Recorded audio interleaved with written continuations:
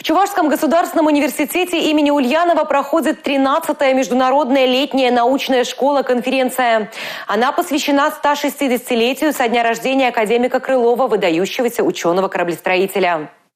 Тема конференции – гидродинамика больших скоростей и кораблестроения. Алексей Николаевич Крылов – наш выдающийся земляк, родившийся в деревне Висяга, сейчас Крылова, Порецкого муниципального округа. Создал современную теорию кораблестроения и фундамент гидродинамики. Крылова также называли отцом русской научной школы кораблестроения. Подчеркну важность конференции, в первую очередь, для молодых ученых. Это студенты, которые делают первые шаги в науке, наши аспиранты, которые уже пишут научные труды.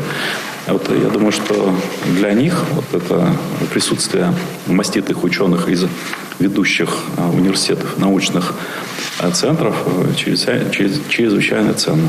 Общение в научной школе помогает наладить тесное взаимодействие между исследователями, инженерами и математиками, которые изучают, развивают и применяют явления гидродинамики.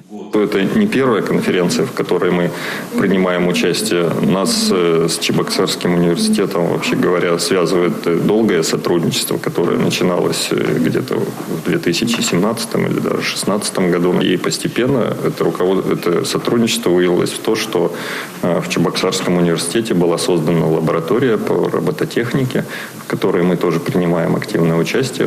И сейчас между нашей лабораторией в Удмуртии, в Ижевске и Чебоксарами происходит плановое сотрудничество. Мы разрабатываем роботов совместно, даже некоторых выполняем научную работу.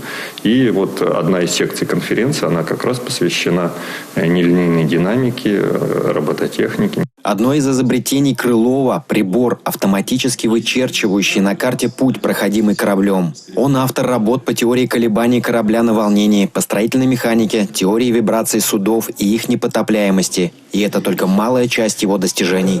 Тема, она однозначно очень такая перспективная, интересная, будет поддерживаться государством, будет поддерживаться Чувашской республикой. Город Чебоксары находится на берегу великой русской реки.